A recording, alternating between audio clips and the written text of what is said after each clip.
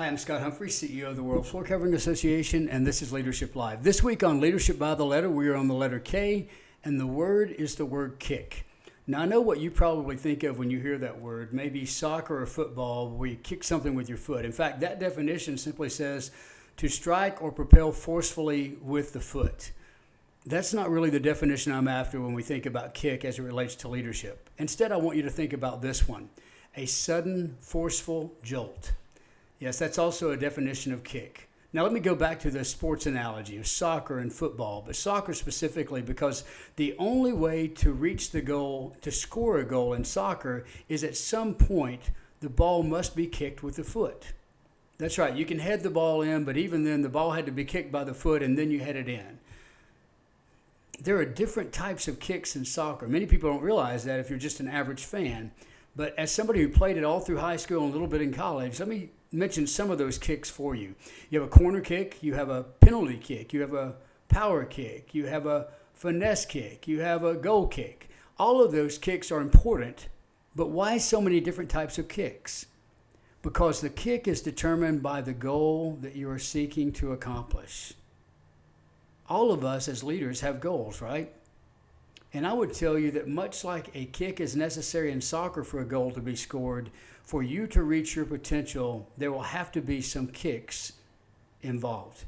Let me give you a few reasons why we need kicks. First, we have a tendency to get into a rut. We do something, it works, we do it again, it works, we do it again, it works, and we begin to convince ourselves that is the way to do it. But the reality is, that's a way to do it. Life around you will change, you need a new way. Somebody has to kick you out of that rut. Secondly, maybe you need to be kicked out of a debilitating relationship or a job that is holding you back, and you need somebody who can kick you forward or let you know that there's more out there for you. Finally, maybe you don't need to be kicked out of anything.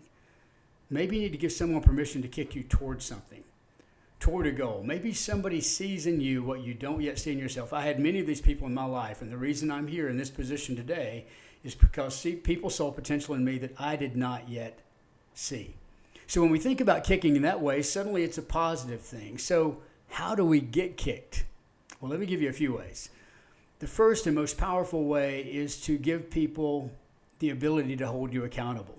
Have some people that you allow into your life that can look at you and say, hey, listen, you're doing something that's holding you back. Or, hey, listen, there's more out there for you. You need to try this. Secondly, you can listen to podcasts like this or training sessions or speeches and be encouraged and challenged by the experiences of others. And another way, and maybe one of my favorites, especially this year as I'm dedicating myself to it, is by reading. You've heard me say many times before, all leaders are readers. Part of the reason for that is we learn from the experiences of others. We literally get kicked by what we find out others have been able to accomplish. And we think, why not me?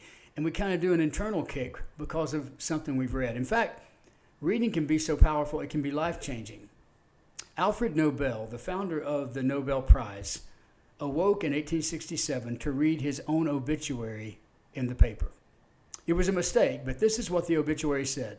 Alfred Nobel, the inventor of dynamite, who died yesterday, devised a way for more people to be killed in war than ever before. He died a very rich man. Well, the reporter made a mistake. It was actually Nobel's brother who had passed away. But what he read had a profound effect on him. He didn't want to be known simply as somebody who had devised a way to kill more people in war and get rich in the process. So he set out to do something positive, and he created and initiated the Nobel Prize, originally for scientists and writers, based around the concept of peace. Quite a difference from what his original epitaph had said. Nobel later said, every man should have a chance to correct his epitaph in midstream and write a new one. I'm giving you that chance right now. I'm kicking you. I'm challenging you to look at where you are and allow yourself to go and be more, either by allowing somebody else to push you, by challenging yourself through a podcast like this, by reading a book, but you know there's more out there for you. I want you to be all you can be. I want you to do all you can do, and I want you to fulfill your purpose. For you to reach that goal, there's a pretty good chance a kick will be involved. Now go out there and lead.